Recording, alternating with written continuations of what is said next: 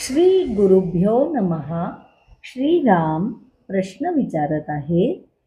गुरुवर्य, मनाला शांती कशी मिळते?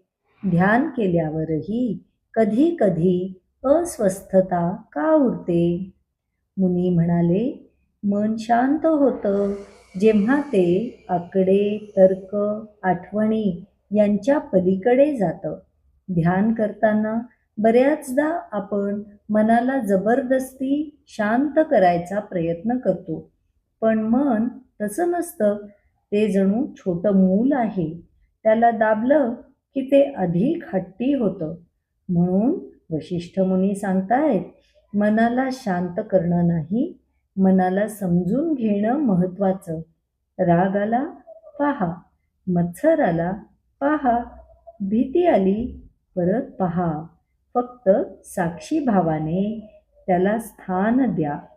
जसं आई रडणाऱ्या मुलाला हळूवार मिठी मारते, तसं मनाला प्रेमाने स्वीकारा.